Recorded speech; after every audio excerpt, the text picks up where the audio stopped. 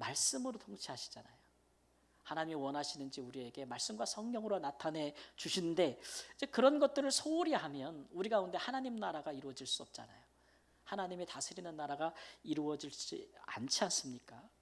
한 사람이 복음화되고 한 가정이 복음화되고 한 사람이 그저 교인에서 그리스도인으로 변화되어지는 것이 얼마나 많은 기도와 수고와 헌신과 섬김과 전도함과 또 바울 사도가 말한 것처럼 해산의 수고를 통해서 이루어지는 일들인데, 정말 우리가 하나님의 말씀을 너무 소홀히 해서 이런 일들이 계속 반복되어지고 있지 않나 그런 생각이 듭니다.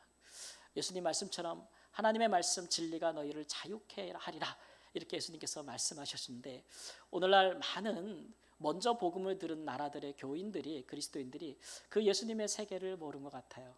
진리가, 말씀이 나를 자유케 하기는커녕 말씀을 들으면 들을수록 내가 속박받는 것 같고, 내가 자꾸 터치받는 것 같고, 내가 간섭받는 것 같다, 이런 정도의 생각들을 많이 갖고 있다는 것이죠.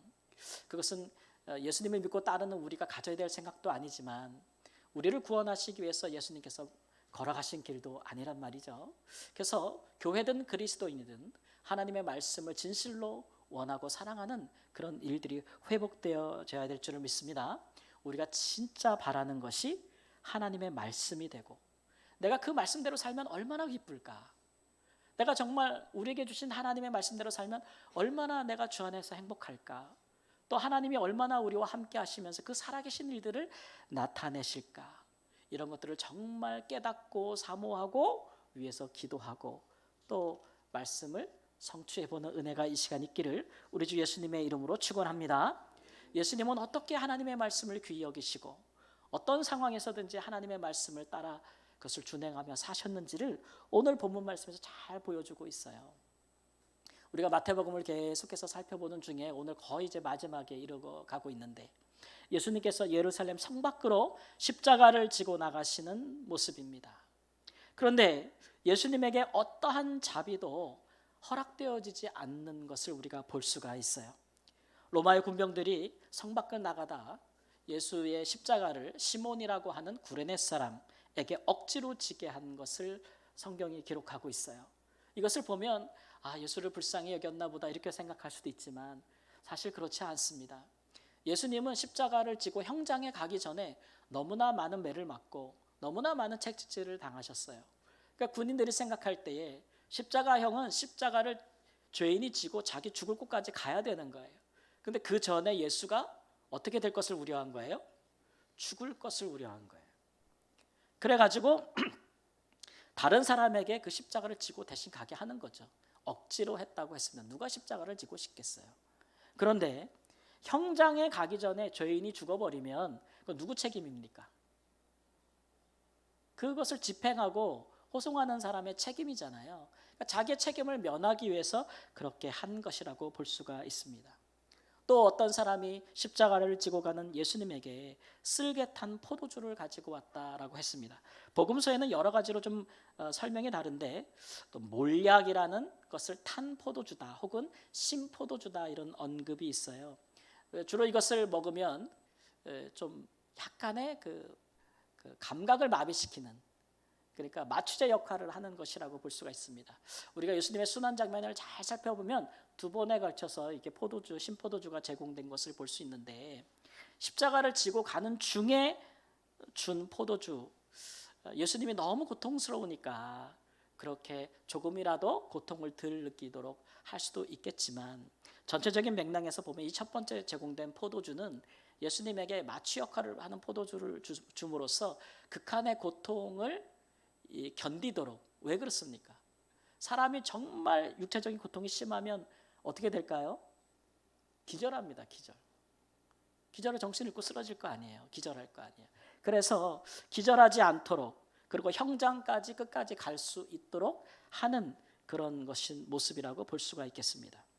나무에 달려서 십자가를 달리기 위해서 십자가를 지고 가는 예수님의 옷을 벗겨서 모욕감을 주었다라고 성경이 기록하고 있고, 심지어는 예수를 못 박을 때에 그가 분명히 죄가 없음을 대제사장도 알고 장로들도 알고 그를 넘겨준 로마의 총독도 다 안다라고 했지만, 그를 정말 죄인 중에 괴수처럼 다른 두 강도들과 함께 십자가에 못 박혔다라는 것도 오늘 본문에서 증거하고 있어요. 어떻게 이렇게 예수님을 잔인하게 예수님을 취급할 수 있는지 모르겠습니다. 예수님께서 어디 하나 그의 행하심을 통해서 그가 이런 취급을, 이런 정죄를 받을 만한 일을 하신 적이 없잖아요. 그가 병든 자를 고치고 가난한 자와 함께하고 복음을 전하고 죄인들을 찾아가서 그들의 친구가 되어주고 그들에게 하나님의 백성이 되도록 회개함에 이르도록 하고 하나님의 말씀을 가르치신 것이 이런 취급을 받을 수는 없는 거 아니겠습니까? 그가 이런 정죄를 받은 것은 내가 하나님의 아들이냐? 내가 그리스도냐? 하는 말에 내 말이 옳도다 하신 예수님의 한마디 대답 때문에 그렇습니다. 100번 양보해가지고 예수님이 하신 말씀, 내 말이 옳도다 하신 그 말씀으로 사람을 이렇게 처형할 수 있다는 것인가? 재판의 선고가 사형이라고 했으니까 이거는 민사입니까? 형사입니까? 민사사건입니까? 형사사건입니까? 형사사건이에요. 형사사건이면은 그 죄를 고발하는 사람이 있지 않겠습니까? 그 사람이 분명히 죽음에 이를 만한 죄를 졌다는 것을 누가 입증해야 됩니까? 죄진 사람입니까? 죄 안 진 사람, 고발하는 사람이 입증해야 됩니까? 고발하는 사람이 입증해야 되는 거야 되잖아요. 그러면 예수님께서 이런 십자가형을 질 만한 죄를 졌다는 것을 입증해야 되는 거예요. 그럼 예수님의 죄는 뭐냐? 그가 하나님의 아들이다. 그리스도라는 그 말이에요. 그럼 그 말이 사형에 해당한다고 생각할 것 같으면 입증해야 되잖아요. 그러면 예수가 그리스도냐, 정말 하나님의 아들이냐를 어떻게 입증할 수 있습니까? 예수님이 생긴 외모를 보고 얼굴을 보고 입증할 수 있습니까? 얼굴을 보면 하나님의 아들인지 그리스도인지 알 수 있어요? 알 수 없잖아요. 예수님의 고향, 예수님의 학력, 예수님의 사회적인 지위 신분 이런 거는 그리스도를 입증할 수 없잖아요. 그가 그리스도인지 입증할 수 있는 방법은 하나밖에 없습니다. 누가 그리스도며 그리스도가 오시면 어떻게 행할 것을 미리 기록한 뭐밖에 없어요? 이쯤 되면 대답이 나와야 되는데 성경밖에 없잖아요. 성경. 그리스도가 어떠할 것이라고 선지자들이 예언한 것, 그것에 비추어서 예수님이 과연 그러했던가를 입증해야 되는 거잖아요. 그런 절차를 하나도 안 겪었어요. 그냥 예수가 싫은 거예요. 백성들의 사랑을 받는 예수가 싫고 그들 예수 그리스도를 시기하고 자기들이 잘못됐다고 말하는 예수님을 죽이고 싶었을 뿐, 성전을 맡은 자들이 율법의 선생이라고 자랑하는 사람들이 하나도 거기에 비추어 예수님의 죄를 입증하지 못했음에도 불구하고 하룻밤 사이 예수를 이렇게 처형하고 있는 것이죠. 얼마나 악합니까? 그런데 오늘 마태복음에 보면은 마태는 쓸개탄 포도주를 예수님께 준 일도 사실은 구약 성경에 그리스도에게 일어날 일이라고 예언된 일들이 이루어지는 것이라고 말하고 있어요. 시편 69편 21절 말씀. 십자가를 지고 가는 예수님의 옷을 다 벗기고 그들이 제비를 뽑은 일도 시편 22편 19절 말씀에, 심지어는 대제사장과 장로들이 십자가에 못 박힌 예수님을 향해서 네가 하나님을 신뢰한다면 하나님이 기뻐하시면 너를 구원하실 텐데, 이렇게 희롱하고 조롱하는 말조차도 시편 22편 8절 9절 말씀에 이미 다 기록되어 있다고 마태는 이야기하고 있지 않습니까? 그러니까 마태복음은 일종의 예수님을 죽이는 자들에 대한 고발장이에요. 사도 마태는 이것만을 얘기하는 게 아니고, 마태복음에 우리가 그동안 살펴보면서 몇 달에 걸쳐 살펴보면서 마태복음에서 제일 많이 봤던 구절이 뭐냐면, 이는 선지자로 하신 말씀을 이루려 하심이니라는 구절이에요. 예수님이 뭘 하든 무슨 말씀을 하시든 그거 예수님 임의로 자의리 한 게 아니고, 그거 이미 구약 성경에 선지자로 하신 예언을 이루려고 하셨다는 말씀, 이런 취지의 말씀이 65번이나 기록되어 있어요. 그러니까 마태는 지금 뭘 주장하고 있는 거예요? 뭘 입증하고 있는 거예요? 예수가 선지자의 예언을 성취하신 그리스도다, 하나님의 아들이라는 것을 입증하고 있는 거예요. 누구를 향해서? 예수를 못 받고 죽인 유대인들을 향해서 이 복음서를 통해서 입증하고 있다라는 거예요. 그러나 예수님을 고발하고 죽인 자들은 하나도 성경을 따르지 않고 있어요. 내가 만일 하나님의 아들이거든 자기를 구원하고 십자가에서 내려오라. 죄를 집증하지도 않고 사람을 죽이면서 고통받아가고 십자가에 달려있는 예수에게 거기서 내려오면 너 죄 없다고 해줄게. 이게 말이나 되는 판결입니까? 이런 일이 어디 있습니까? 어불성설이죠. 근데 그들이 했던 이 말 사실 어디서 많이 들어본 것 같아요. 내가 만일 하나님의 아들이거든. 우리가 마태복음에서 찾아본다면 그 앞선 맨 앞에 복음서의 앞장으로 가면 마태복음 4장에 예수님께서 광야에서 누구에게 시험 받으실 때에? 마귀에게 시험 받으실 때 마귀가 이렇게 말했어요. 내가 만일 하나님의 아들이거든 뭐 하래요? 이 돌들로 떡덩이가 되게 하라. 높은 성전 꼭대기에서 뭐 하래요? 뛰어내리라. 그리고 뭐 하래요? 내가 천하만국을 다 내게 주겠으니 나한테 뭐 하래요? 경배하고 엎드려 경배하라. 그렇게 하면 내가 하나님의 아들이라는 것 입증하라는 거죠. 증명될 것이라는 거죠. 그런데 마귀가 이렇게 한 유혹의 말씀은 하나도 성경에 기록된 것이 없어요. 그렇기 때문에 예수님께서는 그 유혹을 어떻게 이기셨다고 우리 배웠나요? 무엇으로 이기셨어요? 말씀으로. 정확히 말하면 이미 기록되어진 말씀으로 이기셨다고 하지 않습니까? 사람이 떡으로만 살 것이 아니요 하나님의 입으로 나오는 모든 말씀으로 살 것이라. 또 기록되었으되 주 너희 하나님을 시험하지 말라. 사탄아 물러가라. 기록되었으되 주 너희 하나님께 경배하고 다만 그를 섬기라. 네가 만일 하나님의 아들이어도 십자가 내려오라고 말하는 사람들은 그건 마귀하고 한 통속이에요. 예수님의 공생의 처음에는 마귀가 그렇게 시험했지만 예수님이 십자가를 지고 계신 마지막 순간까지 그가 이렇게 와서 끝까지 유혹하고 시험하는 것을 볼 수 있어요. 그런데 여러분 보세요. 기록된 하나님의 말씀보다 사실은 유혹하는 자들이 하는 말이 훨씬 달콤합니다. 그리고 진짜 그럴싸한 것 같아요. 그렇지 않습니까? 그가 그리스도고 하나님의 아들이라는 것을 입증하는 방법이 십자가에 달리는 것보다는 십자가에서 내려오는 게 극적이지 않아요? 얼마나 합리적인 말이에요.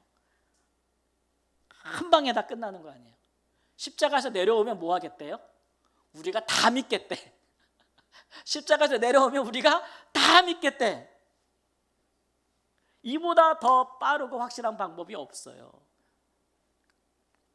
더군다나 이 유혹이 정해지는 시기도 아주 적절합니다. 불과 한 5일 전에 예수님께서 예루살렘에 입성하실 때 있었던 일들을 우리는 배웠습니다. 오늘 장로님께서 기도하실 때 이제 구원하소서, 이제 형통하게 하소서. 이 말을 세자로 줄이면 우리 1년 내내 하는 건데 이 말을 세자로 줄이면 호산나. 따라해보세요. 호산나. 많은 백성들이 호산나 호산나 하면서 막 예수님이 예루살렘 입성할 때 난리. 그런 난리가 없어요. 6.25는 난리도 아니야. 예수님의 공생의 사역의 피크점이에요. 절정이에요. 예수님이 뭘 하려고 하면 이때만큼 좋은 때가 없어요. 백성을 구원하고 새로운 나라를 세우려면 지금이 적기예요. 아니면 어쩌다 예수님이 실수로 제자 하나 잘못 끼워서 제자한테 뒤통수 맞고 배반당해가지고 팔렸다고 치자. 그래서 억울하게 재판받고 지금 십자가에 달렸다고 쳐요. 그런데 예수님이 거기서 못 내려올 능력은 아닌 거잖아요. 지금까지 하신 일이 있고 보여주신 능력이 있는데 못 내려오시겠어요? 남을 구원한 분이 자기는 구원하지 못하겠냐고. 내려오실 수 있는 거잖아요. 그러니까 이 말이 얼마나 합리적이에요. 남은 구원하면서 지는 구원하지 못하느냐? 여러분 그런 말 들으면 열 받겠어요? 안 받겠어요? 저 같으면 열 받을 것 같아. 검은 자가 사라질 것 같아요. 눈에서 흰 자만 남을 것 같아. 이 말이 얼마나 당연하게 들렸는지 옆에 같이 십자가에 못 박힌 강도들도 그렇다고 말하면서 같이 욕했다 그랬어요. 여러분, 아무리 설득력 있고 우리가 듣기에 합리적이고 가장 빠르고 쉬운 방법이고 되는 것 같아도 그게 하나님의 말씀이 아니면 아닙니다. 우리가 이런 것들을 착각하면 안 되겠죠. 그리스도 하나님의 아들을 향한 하나님의 말씀은 뭐였냐면 자기를 구원하지 말라는 거예요. 오히려 자기를 부인하라는 거죠. 그리고 자기 백성을 구원하라는 거예요. 이 하나님의 말씀을, 이 선지자 예언을 예수님은 받아들이셨죠. 그래서 제자들에게도 가르치셨어요. 마태복음 16장 24절 말씀 우리 함께 읽겠습니다. 누구든지 나를 따라오려거든 자기를 부인하고 자기 십자가를 지고 나를 따를 것이니라. 자기를 부인하라는 거예요. 그래야 구원을 이룰 수 있다는 거죠. 제자들에게도 그렇게 하라는 거예요. 내가 그렇게 할 거니까. 예수님이 무능해서 무력해서 그런 것입니까? 아닙니다. 하나님의 말씀을 아시고 그것을 이루기 위해서 그렇게 하신 것이죠. 그의 백성들을 죄에서 구원하시기 위해서 자기는 자기를 구원하지 않고 그 백성들의 죄의 죄값을 대신 치르고 있다라는 것이죠. 여러분, 십자가에서 내려오는 것보다 십자가에서 내려올 수 있어도 하나님의 말씀을 이루기 위해서, 구원을 이루기 위해서 내려오지 않는 것이 예수님에게는 정말 큰 용기와 또 하나님의 말씀에 대한 복종과 희생이 없이는 이거는 가능한 일이 아니지 않습니까? 예수님께서 그래 내가 하나님의 아들인 것을 증명할게 니네 말대로 라고 해서 내려왔더라면 예수님은 사람들 눈에 보기에 좋은 일을 행하실 수는 있어도 그리스도로서의 소명은, 부르심은 포기하는 거예요. 이런 예수님의 모습을 볼 때 우리가 참 숙연해지잖아요. 이런 순간에도 하나님의 말씀대로 살기를 원하셨던, 자기를 증명하기보다는 자기를 부인하기를 원하셨던 이 예수님의 모습이 참 우리를 하여금 어찌하여 그렇게 하셨는가 그런 생각이 들 만큼 참 무겁게 다가오는데, 그런데 예수님께서는 당신만 그렇게 하신 게 아니라 우리도 그렇게 하라고 가르쳤단 말이에요. 그러니까 우리도 자기 부인하고 자기 십자가를 지라는 거예요. 자기 부인이란 말이 참 어렵잖아요. 이게 무슨 말이야 도대체. 그런데 예수님께서 그 뒤에 자기 십자가라는 말을 붙였어요. 그러니까 자기를 부인하면 십자가를 져요, 안 져요? 진다고 이야기한, 당연한 결과라고 얘기하니까 이렇게 연결시켜서 보면 자기 부인이라는 것은 그냥 죽는 거예요. 죽는 거. 우리말에 이제 그런 거 있잖아요. 생즉사, 사즉생. 이게 뭐예요? 살고자 하면 죽고, 죽고자 하면 산다, 이런 말도 우리 알고 있잖아요. 그러니까 하나님의 말씀대로 우리가 예수님처럼 살려면, 쉽게 말하면 나 죽었네 라고 생각하고 살아야 돼. 따라해보세요. 나 죽었네, 난 죽었다, 이렇게 생각하고 살아요. 언제 자꾸 그렇게 생각해야 되냐? 언제? 로마서 7장 19절 말씀 우리 함께 읽겠습니다. 내가 원하는 바 선은 행하지 아니하고 도리어 원하지 아니하는 바 악을 행하는도다. 만일 내가 원하지 아니하는 것을 하면 이를 행하는 자는 내가 아니요 뭐래요? 내 속에 거하는 죄니라. 우리가 언제 난 죽었어, 난 산 사람이 아니야 라고 언제 얘기해야 돼요? 바울 사도는 뭐라냐면 우리는 마음에 하나님 말씀대로 살고 싶어, 하나님의 뜻대로 살고 싶어, 성령님의 감동대로 하고 싶어. 근데 그렇게 자꾸 못하는 거예요. 원함은 있으나 행함이 없을 때, 그때 바울 사도가 뭐를 발견했냐면 내 속에 뭐가 있다고요? 죄가 있다. 이게 마치 또 하나의 인격체 같은 느낌인 거예요. 바울 사도가 느끼기에 진짜 나는 진짜 이렇게 살고 싶지 않아. 근데 나는 정말 이렇게 살고 싶은, 주님의 뜻대로 살고 싶은데 예수님처럼 그렇게 못하는, 만드는 것은 내 안에 있는 또 다른 지체, 나를 죄로 끌고 오게 하는, 행하지 못하게 하는 죄가 있다는 거예요. 그 죄가 사로잡고 있는 사람, 그 사람이 누구냐? 그러면 그 옛사람이에요. 따라해보세요. 옛사람. 옛사람이 누구냐면 내가 예수님 믿기 전에 그 사람. 그 사람이 내 안에 살아있다는 거예요. 그래서 죄가 하는 말, 마귀가 하는 말, 거기에 반응하는 사람, 그것이 좋지, 그것이 편하지, 그렇게 살아도 되지 라고 해 거기에 자꾸 귀를 기르는 그 달콤한 말에 끌려 들어가는 사람, 그 옛사람이 우리 안에서 살아날 때가 있다는 거예요. 그때 우리가 뭐라고 말하면 돼요? 그거 나 아니야. 나는 죄에 대하여 따라해보세요. 죽었어. 나 죽었네. 내 마음에서 자꾸 그렇게 하나님의 뜻대로 살고 싶지 않을 때마다 우리가 하는 말, 그거 나 아니야. 나는 죄에 대해서 죽었어. 이건 내 옛사람이야. 그거 나 아니야. 자꾸 이렇게 부인하셔야 돼요. 그거 나 아니야. 그렇지 않으면 자꾸 죄책감에 끌려다녀. 죄책감에 끌려다니고 마귀의 코 끼고 끌려다니는 거예요. 여러분 철저하게 그 부분에서 자기를 부인하시기 바랍니다. 예전에 그 하덕규라는 가수가 있었어요. 여러분 아십니까? 가시나무라는 노래. 예전에 시인과 촌장이라고 이름하고 활동했던 분인데요. 지금은 이제 뭐 백석예술대학교 교수시기도 하시고 또 우리 개신교 침례교회 목사이기도 하신 분이 쓴 노래인데 아마 한 번쯤 들어보셨어요. 내 속엔 내가 너무도 많아. 이거 들어보셨죠? 당신의 쉴 곳 없네. 옛날에 조성모 씨가 리메이크한 건데 내 속엔 헛된 바람들로 당신의 편한 곳 없네. 이렇게 가사가 보면은 막 내 속엔 내가 어쩔 수 없는 어둠, 당신의 쉴 자리를 뺏고 내 속엔 내가 이길 수 없는 슬픔, 무성한 가시나무 숲 같네. 이렇게 얘기했어요. 내 속엔 내가 너무 많아서 당신의 쉴 곳이 없다. 이분이 가수 활동하면서 한때 그 마약 중독에 빠졌어요.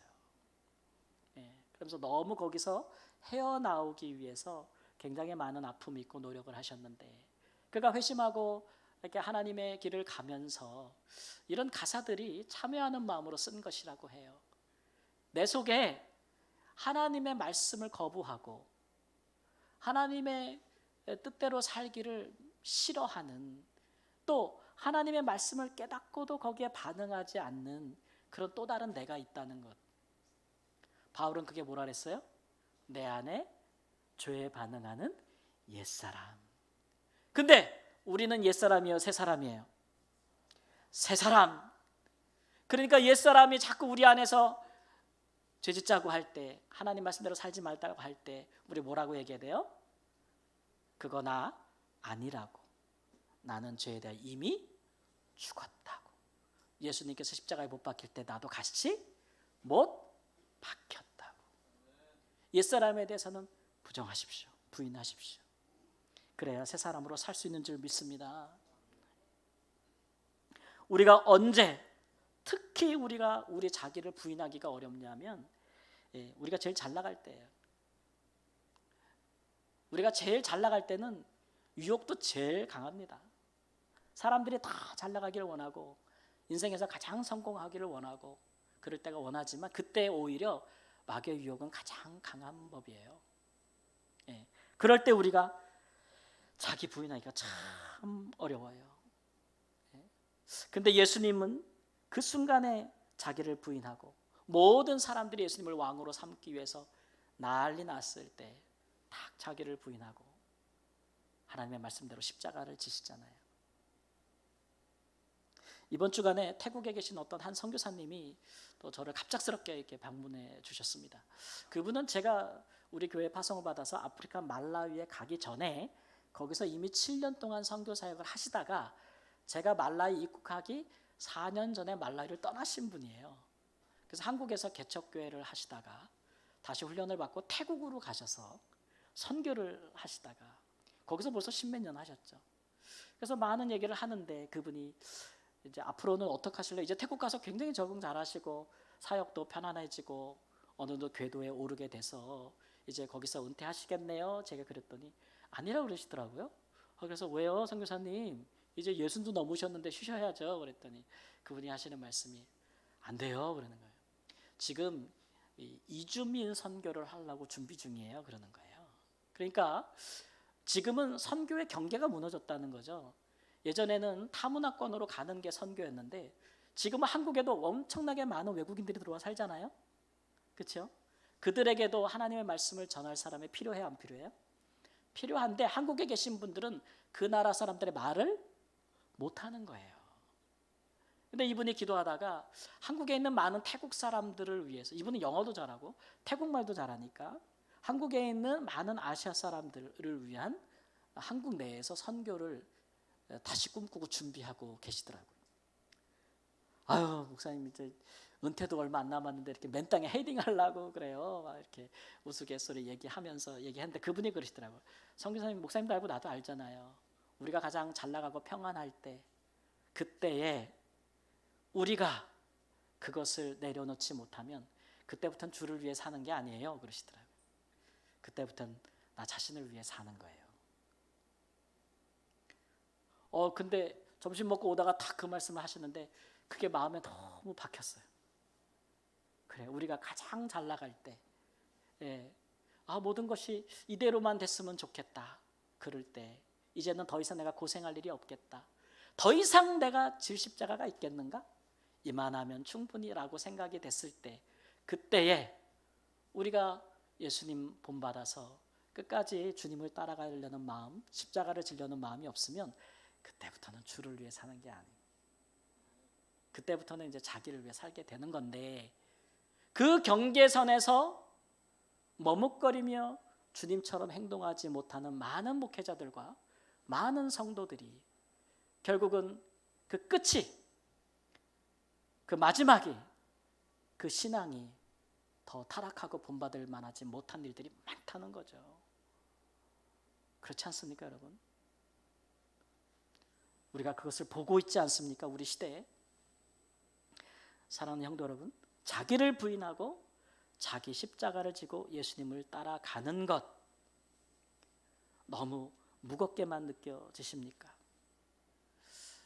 예수님처럼 우리 안에서 죄에 대한 반응이 일어날 때마다 그것을 부인하십시오. 그건 아니다. 그건 내가 아니다. 그거 하고 싶은 사람은 내 안에는 옛사람이다. 죄의 종이 된 그 지체는 내가 아니다. 나는 그리스도 안에서 새 사람이 되었으니 하나님의 말씀에만 반응하시는 은혜가 있기를 주님의 이름으로 축원합니다. 그래서 하나님의 말씀이 내게 들어오고 하나님께서 원하신 것들이 내게 알려질 때, 하나님의 성령의 감동이 있을 때, 이거다, 이게 나다 라고 하시면서 예수님처럼 그렇게 살았으면 좋겠습니다. 우리가 진짜 원하는 것이 무엇입니까? 하나님의 말씀대로 예수님처럼 살고 싶은 것이 정말 우리가 원하는 것이 되고, 그것을 이루기 위해서 결정적인 순간에 자기 부인을 잘 하시고 주님의 보여주신 바대로 십자가를 지고 따라가는 은혜가 있기를 우리 주 예수님의 이름으로 축원합니다. 아멘. 기도하겠습니다. 주님, 우리가 육에 속하였을 때, 또 육신으로는 하나님 우리 자신을 증명하면서 십자가에서 내려오고 하나님 그렇게 살고 싶습니다. 그러나 하나님 성령의 말씀이 우리를 다스리실 때에는 하나님 우리가 우리를 부인하면서 하나님이 우리에게 원하시는 대로 주의 말씀과 뜻대로 하나님 우리에게 주신 십자가를 지고 주님을 따라가고 싶습니다. 하나님 우리가 머뭇거리지 말게 하여 주옵소서.